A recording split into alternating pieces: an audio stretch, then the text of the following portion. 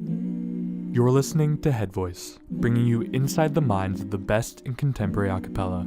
I'm Evan, and this week we had the immense pleasure of being joined by Mr. Ben Mclain. You might know him from Arora, formerly known as SONOS, or maybe his comedy a cappella touring duo Dakaboom. We talked about his journey with both of those groups, his life journey. We talked about some space things, so if you're into that, wait to the end of the episode, and just general philosophies on life. He's had a very interesting journey to be where he's at today, so I definitely recommend listening all the way to the end. One last thing before we get into it, we are interviewing Rob Dietz next week, so we will be taking questions for Rob throughout the next week, so look out for our social media for that. And without any further ado, I hope you enjoy this week's episode of Head Voice with Ben Mclain.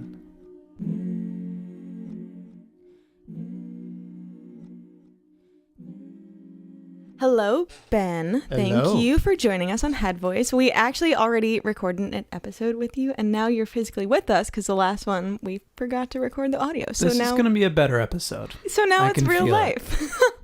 Yes, me too. We're physically in the same room now. So first question, can you just kind of give us a little introduction into your background and where you grew up and your musical life and how you got to where you are? Absolutely. My name is Ben Mclain, and I grew up in a small town called Kenwood, California, in NorCal, about an hour north of San Francisco. And I joined a children's choir. San Francisco, woo. Joined a children's choir when I was young and sang in there and kind of learned how to sight read and got my chops in that. And then in high school, I was involved in a really good high school vocal jazz program. And I did a lot of barbershop there and actually became the Far Western District High School Barbershop Quartet champion. Hey, that 3 times fast. Claps for that. That's a really big deal in my life. Really big deal. And then went to college and studied opera, but not really because I wanted to, kind of just, I knew I was going to go to college and go to university and study voice. And then I got there and they're like, yeah, it's an opera program. It's my gosh. But it can't be all opera, right? No, yeah, it's all opera all the time. So did that for 4 years and then pretty quickly was like, I need to do something else as well. So I doubled in musical theater and acting as well. So I had 2 majors going there. Graduated and did a couple cool things. I sang on a cruise ship for 6 months in a doo-wop quartet. And then kind of randomly was asked to be the vocal percussionist of SONOS, which was a group forming just kind of out of UCLA alumni. And my roommate and best friend, Paul Pegler, and I went to high school together. And he was involved with the UCLA group Awaken for a while. And SONOS kind of came out of that. Very long story short. And from that, that kind of has morphed into Arora now due to a speaker company, which shall not be named, taking over our domain space. Stealing your identity. I think we have a headquarter in Boston even, so do they really? You can go They're pick huge. it up They're with them amazing. here, so. Buy their stuff. They're really good. Head Voice now sponsored by SONOS. No, we're not. Ding. And did that for a while and still do that. In fact, we're performing at So Jam coming up sooner than I can possibly imagine. But for the past 5 or 6 years, I've made a living touring with my 2-man comedy music act, Dakaboom. And that is with Paul, who was in SONOS for a while. And that's kind of where I found myself as an artist and, really made a living doing what we wrote a show. It's like, this is us on paper. Yeah. And then Dakaboom kind of ended. Paul was like, it's too much touring, too much, I need space. And in that interim space that I was in as well, this past year, I decided to apply to law school. So my things that I want out of life, it kind of changed a little bit. The journey that I was on kind of was veering a little bit. And here I am. And tomorrow, I take the LSAT. Tomorrow morning, in less than 12 hours. You heard it here first. I on will Head be Voice. waking up and taking the LSAT. So this is a welcome distraction. But that's my life.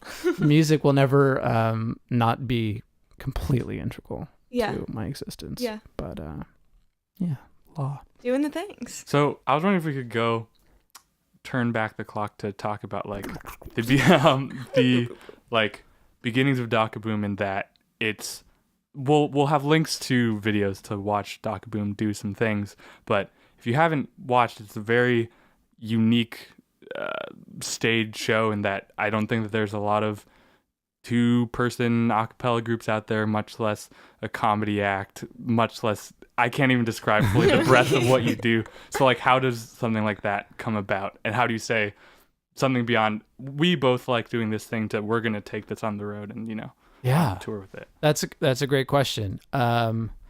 So it started out of boredom. I was on the cruise ship and bored out of my mind. And I had the itch. I was in my 20s. It's like, I have to accomplish and do and make and create. And I wanted to do that with Paul.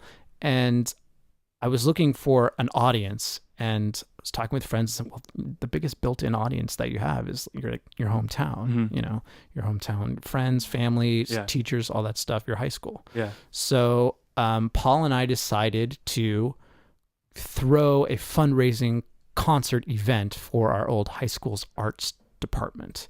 And we would put on a show, just me and him, and we would perform solos and maybe even write a couple songs. But that first show that we did but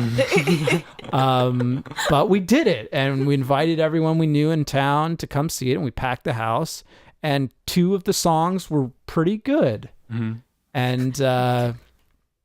And we learned so much. I was like, it's not entertaining if you go up there and sing a musical theater song. You need a bit. You need to have some. And so let's try it again next year. So we tried it again next year. We literally banged our head against a wall and let's see what falls out of our mouth. Oh, teeth. Great. Until after a couple, like 3 or 4 years and performing those same shows that we made for them back in LA for our friends, we had a little bit of material. We still weren't even near something professionally ready.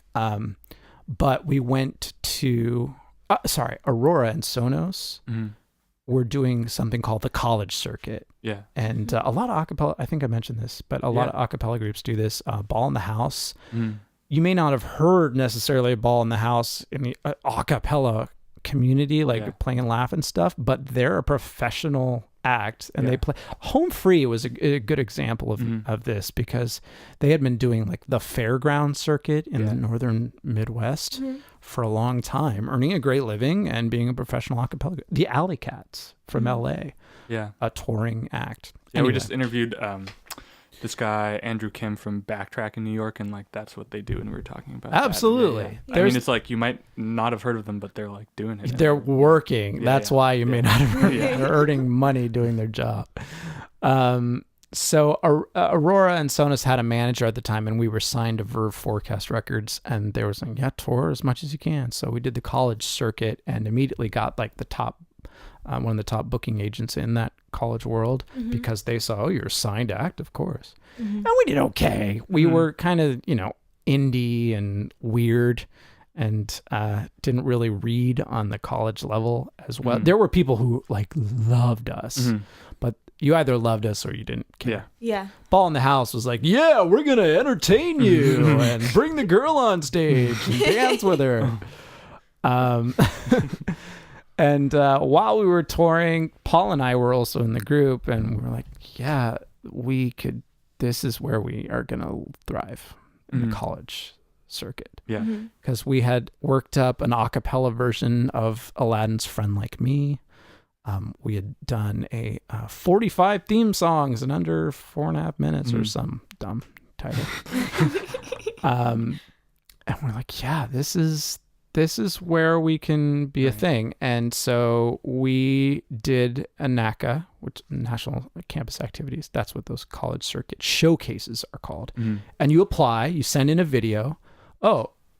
People at home listening, if your a cappella group wants to do this, you can. You just really need a good 5-minute promo video. That's going to allow you to be chosen to showcase for all these college kids. And if you're chosen to showcase, you get on a stage in front of hundreds of schools, and these schools are kids, the campus activity staff representatives, just the staff members, and they're going to like you or not. And if they like, I want to, the cute guy is cute, I want to bring him to my school or something. It's as simple as that. And afterwards, there's a marketplace, and you have to stand in a little box, and the kids get to walk up to you, and you can hug them, not for too long. And you go, cool, we want to bring you to our school. And you go, awesome, we really want to come to your school. That's amazing. But not, you can't be too eager, because then it's weird. Gotta stay cool.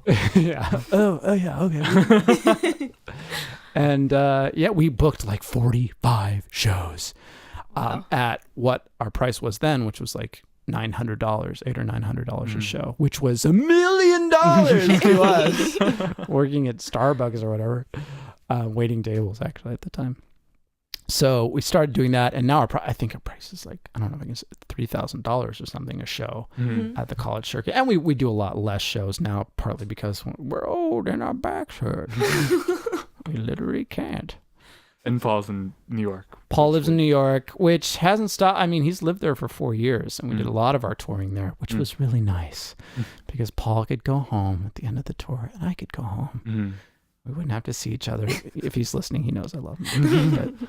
But, what was touring like, if you don't mind me asking, like scheduling wise and all of that? Sure, it would greatly depend, but during the thick of it, i.e. like the early spring or the fall, there was a time a year and a half ago, or no, 2 years ago, where we were on the road starting mid-August, and I got home mid-November. And there were gaps of 2 days, maybe a gap of 3 days, but most of the time it was like show, no show, no show, show. And in between those shows, it depended on the region. The hardest region we did was the Northern Plains.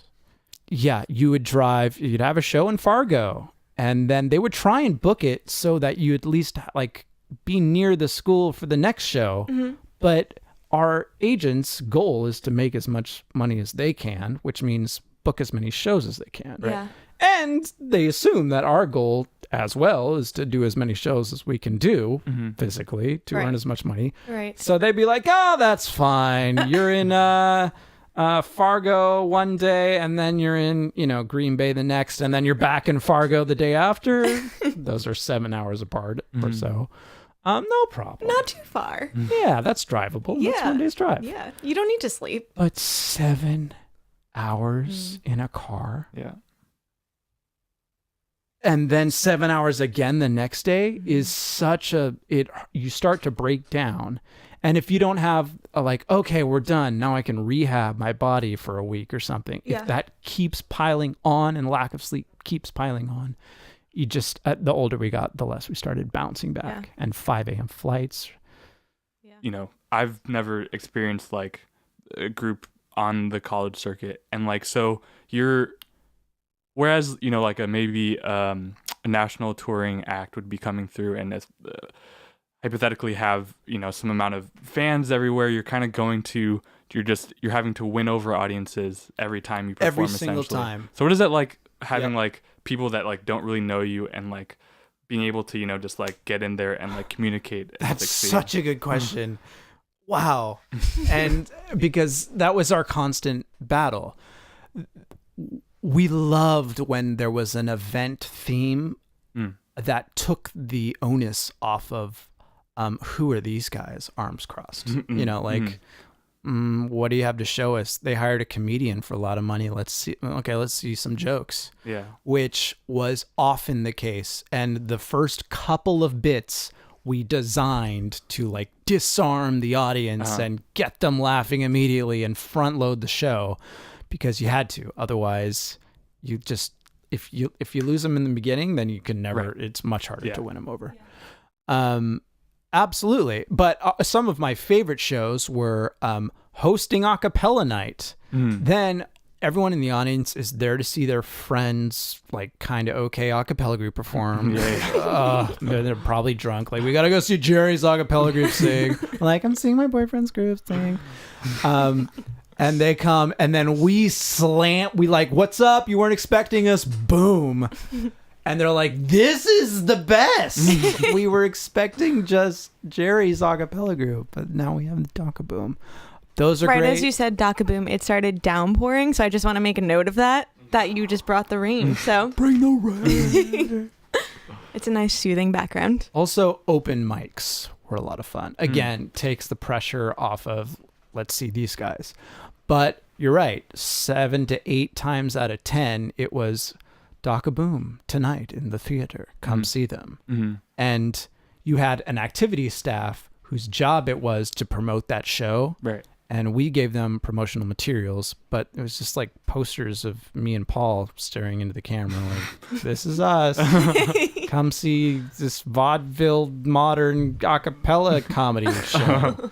And people were like, okay. Really, it brought out people who were going to take a risk. Either were drunk. Like, I don't know what's happening. I knew a friend who had to go. I have to go because Jerry's on the activity staff. Or kind of knew about us in some way. Yeah. It's a great question. Yeah, it was hard. It was hard. So kind of on the flip side of that, you guys obviously did recorded material, and Bioluminescence was a huge thing for you guys. So can you just kind of talk about like the creative process behind that and what that was like building that album? Absolutely. So Arora, formerly SONOS, did Bioluminescence, and we had done I wanted to say GoFundMe, Kickstarter. And it was kind of like not annoyingly successful, but like dumbfoundedly successful. Scarily so. And it kind of was like, boom, here's the gauntlet, and you guys have to step up. Yeah. Like, your fans have stepped up. Yeah. Now you better bring the rain. Yeah. It is raining, that's what I said. And we all felt this kind of immense pressure from that outpouring of enthusiastic love from our fan base and from the a cappella community in general. And we took it to heart, and because of that, we really like took a long time in that process, years. And our fans waited. Thank you for waiting patiently, by the way, everyone who did. But we wanted to get it right. We really did. And we cared more than we'd ever really cared about making music before. Yeah. And sometimes I think we were guilty of being too precious with the process. Like, instead of, just make it, it's going to be great. Like, we, kind of just babied everything. Everyone would write their own material and then bring it to the group. So I think everyone has 3 songs on the record. I think except Chris, ironically, because he produced the entire record. Yeah. He did Morning Light and Worst Thing I Could Do. Good ones. Some good ones. I think those might. No, I have favorites actually from everyone. And you'd bring them to Chris directly. We recorded all the songs first, and especially for my songs, but I think for everyone's, some had more of their vision flushed out. Like, I want everyone to do what's on this piece of paper here. And then we can talk about production afterwards. Yeah. But I came with like, here's the solo, here's the arrangement. If we were to sing it live, it's impossible to do because there's stuff like that. Yeah. But let's just see how it works. And I had a vision of what I wanted it to sound like, and Chris kind of helped bring that to life. Yeah. But we all brought sheet music in with 5 parts. Boom, here you go. Very cool. That's super interesting. What songs did you work on, out of curiosity? I wrote The Bridge. I wrote Silverhand and Discover. Sweet. And I think we all discovered through this process that, what Aurora's sound was, especially with our first album, SONOS Sings. We were a cover band. And so we knew, Chris more than anyone knew what our sound world was. But after Bioluminescence, we had a clear picture Yeah. of who we are. And that's why I'm so excited about this EP we're making for Sojam. Yeah. So, yeah, you kind of like mentioned that at parts in the process you felt like maybe you're like babying it or like, you know, prolonging the process too much, which I obviously would disagree with. But I would imagine that because you had the time and the space to make that album, I imagine that's a contrast to making your new stuff that you're working on right now, because there's kind of, you guys at least set a deadline for yourself in some way because you have Sojam coming up and you're up against that deadline. So how's that been? Different, the same? Yeah, I think definitely now there's less of a it's just more of a, yeah, that's fine, that's good, that sounds good, that sounds like Arora. Yeah. So I'm like, does it? I don't know. I'm gonna listen for 2 weeks and see. But I think that really is a product of knowing who we are more, Right. and being more confident in our decisions and confident in our songwriting. Especially my process, when I sat down to write the song, it kind of just came. It's like, this is what Arora would do. Yeah. And that was really nice. And I think once this EP comes out and will, I think, be very successful in terms of bringing us back into, we can still make music and it can still be great. It's going to be a wake-up call for us and really light a fire under making another album very soon. Oh, yeah. I hope so very much. That's awesome. I was curious with when you released Bioluminescence, I know that you mentioned that you were signed with some label at some point. Is like, do you have a sense of how the music industry perceived you guys like before and after, like as SONOS and then as I know how Arora? our label perceived. Are you at liberty to say? I don't know. I know we didn't. Well, I don't know. I know we were not asked. Like we had an option for more albums in our licensing deal that was not picked up. We were our label was a boutique label, but we were a boutique entity. There was nothing like us out there. We're hard to translate live, I think. Have you guys heard of The Bird and the Bee? You should check them out. Maybe. We cover one of their songs again and again on our first album. They're a band from LA. And your listeners should check them out too. They're absolutely amazing, making some of the best songs, especially in their most recent record. But I mean, they're incredible. But no one really knows them. They don't play out hardly ever, and they're mostly a recording entity. I think today you have to be. I think you have to be both to really, I don't know, make it or something. Yeah. Might be completely wrong. I don't know what I'm saying. Question? Next? I'm actually curious because you haven't performed with Arora in a while now. So are you excited to perform with Sojam? Because that's like being on a stage is super different from recorded material. And obviously. There's no stage like Sojam. Yeah. It is home. It's coming home. We performed at an a cappella festival in Boston in February of this year. Yeah. Oh my gosh. Seems like 5 years ago. And we also backed up a band called The Rescues in LA, which they have a new album out, which is awesome. And we sang backups. That's they had very cool. a residency at the Hotel Cafe in LA. And that was in June. So that was the last time we've kind of sung together. But we are family. And we see each other twice a week or so. We all get together. We hang out like dummies. And we play dumb games together.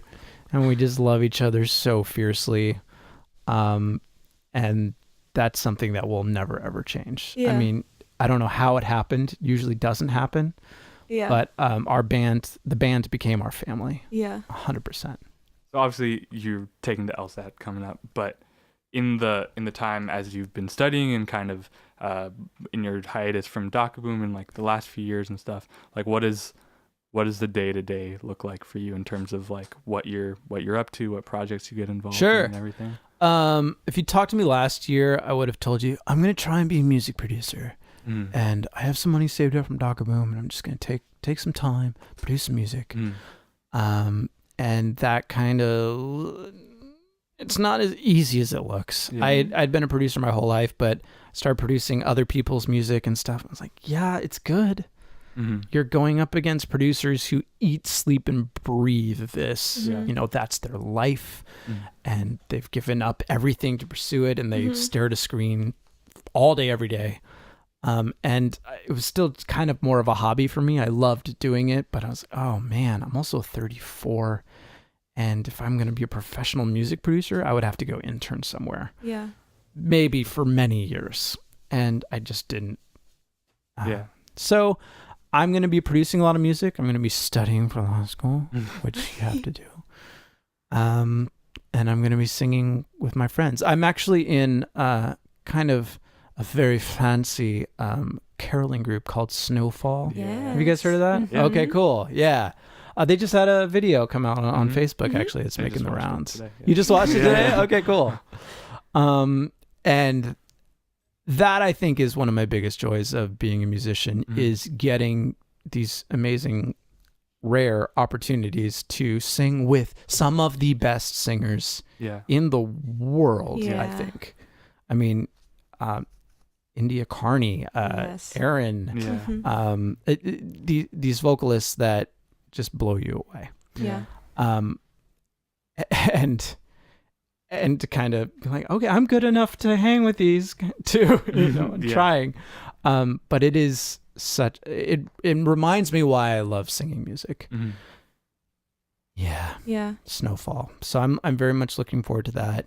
And props to Ben Bram for kind of taking the bull by the horns and making something and Yeah. giving us all this opportunity. Yeah. Yeah. So you've kind of, at least based on what we've been hearing, I feel like you've done like a little bit of everything within like your 20s and like in the recent years in terms of just musical projects and different opportunities. And I'm just curious, because we're in our 20s, I'm 23, he's 23. What sort of advice would you give to people like us who are messing around in the music stratosphere Yeah. and finding your way, really, just in general? Yeah. I'd give, I think, 2 pieces of advice, which one, don't wait for opportunities to come to you. Mm-hmm. Make them. That's what Dakaboom did. We were auditioning in LA. I mean, Paul was auditioning almost every day for, random sitcoms or, Yeah. commercials, and it's hell. Yeah. And you're just ignored. You're in a line of people that look like you, and you do your thing and nothing. Okay. And it hurts your soul. Yeah. And so to create it, I don't know about you guys. I have to be creating to feel alive. Mhm. I Yeah. think a lot of all artists do. Yeah. So don't wait for opportunities to come to you. Make them for yourself. I had a really good thing to say. Don't be afraid to specialize. Was my Mhm. second thing. I had always been afraid to specialize a little Yeah. bit because I was afraid that it would limit my opportunities in other aspects. If I was, say, on a cruise ship for 6 months, would that then take me out of the game? Well, yeah, it does, but other opportunities will present itself Yeah. from doing that. Yeah. I don't know. Do you guys have that problem of kind of being afraid to jump in the water? It's like, well, I'm gonna be a podcast, and that's my goal. Yeah. That's Yeah. 100% my goal, and here I'm facing this direction completely. Yeah. Yeah. That's I'd say so, scary. yeah, to some degree, because you want to kind of do everything, but like can't invest all your time in one thing because then you want to do 100 more things. Yeah. So I would say that it's a very good. I wish I'd heard that a few years ago. I'm a person who tried out, a bunch of different majors and was undeclared for forever. And then I was like, I want to do this, but no, I don't want to do this, but I want to do everything, but I can't do everything. So yeah, I think it's Life totally is legit. long, Yeah. Mhm. and it's okay to try something and then try something else as long as you try it 100% of the way. Yeah. yeah. But I always had an excuse in my head. I was like, well, it's okay that I didn't fully succeed here because I didn't try all the way. Yeah. And that satiated my ego, Yeah. So, but however, looking back, I wish I had really done X all the way, you know, just to see if I could. Yeah. Now I'm 34 and maybe can't. It sounds limiting, but it's not. I mean, it's not though, in that, you know, the amount of time that you have to exist is limited, and you really can only be doing one thing at one time at any given time. And I think that when you're young, like myself, you think that I want to do all these things, and I magically want them all to be happening concurrently, which is physically impossible to do. We all want to change the world in a powerful, positive way, and I think it's easier to do that if you are fully focused on your goals. Yeah. You have a very clear vision of what those are. Yeah. And speaking of making strong choices, I know that we talked about this last time, but I do just want to briefly visit the whole Mars thing, just because I'm sure people probably ask you to death about it, but I just think it's such a unique story, especially, I mean, not that people outside of a cappella are doing it all the time, but it's a very unique thing. So I honestly think that you should talk about it and not me, however much you're willing to talk about it. For those who don't know, many years ago, actually now, like 4 or 5 years ago, came across an article saying that an organization called Mars One was looking for applicants for a one-way trip to Mars and to create a settlement on Mars. And the first couple of times I encountered that article, maybe on Reddit or in different threads, maybe Facebook, I dismissed it, but it was always very immediately intriguing to me.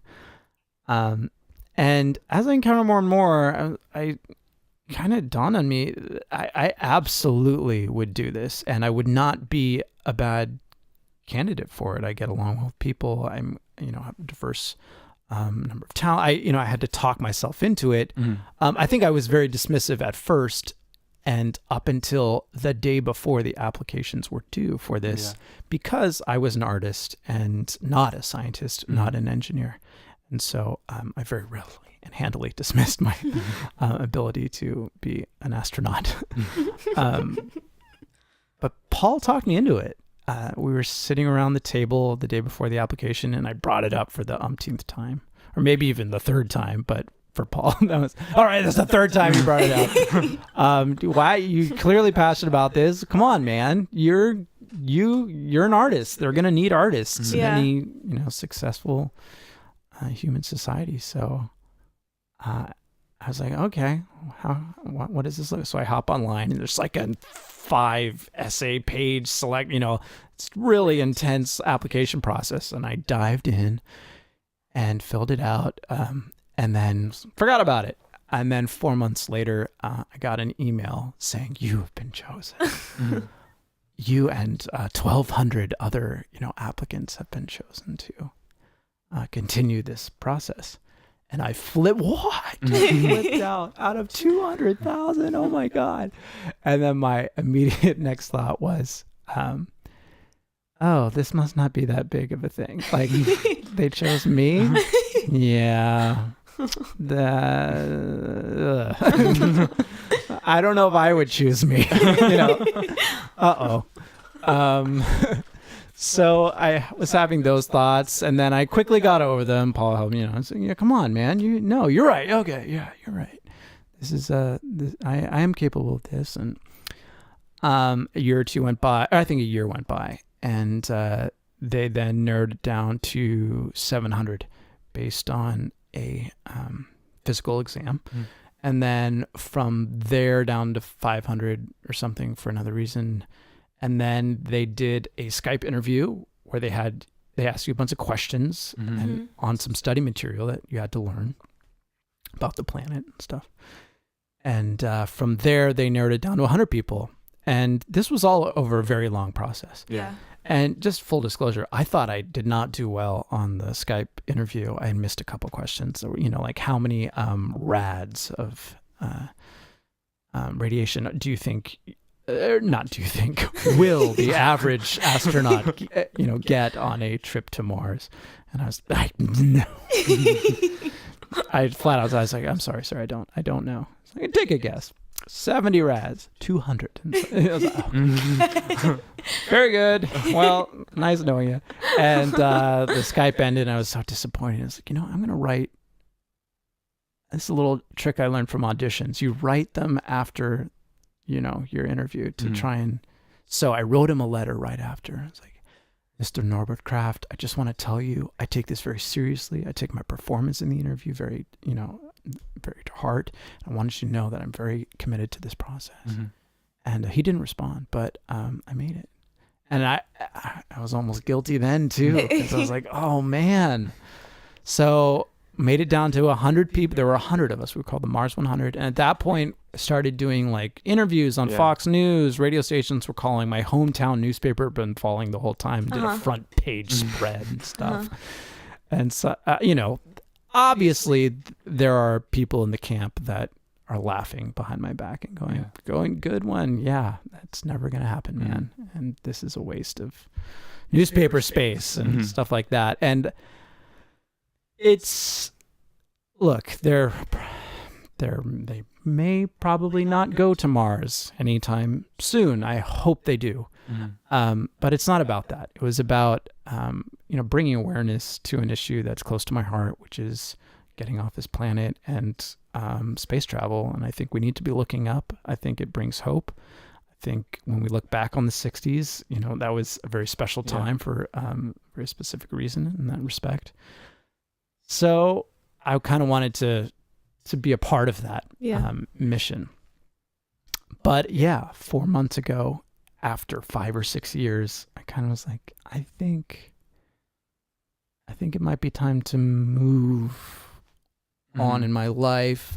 They're going to be doing narrowing it down from 100 to 24 people, I think, next year. Yeah. And those 24 people will begin salaried astronaut training. They will be paid. Wow. So I was hoping to get to that point because it'd be really cool. But I had some health stuff that I notified them, and they're like, yeah. So I kind of stepped away. Yeah. Well, I mean, it speaks to kind of the advice you're talking about like just doing a thing and committing to it 100%, because I feel like despite the fact that it's ultimately you're not going to be going to Mars, it's like, I'm sure you learn things about yourself, and you just like, you won't have regret for like not having tried it out. Like that's no regrets. Nobody can say that they were in the final 100 to like go to a different planet. Like nobody can say that, and like you can say that. I can die because I really was at a point where I was like, I don't know if I can live with myself if I didn't apply to this, and they end up going in 5 years or something. Yeah. And I missed this opportunity. I would never live it down. Yeah. And I'm so grateful that I had help. Yeah. Paul helps. Yeah. Sometimes you need a friend to give you that push. Yeah. The more you know.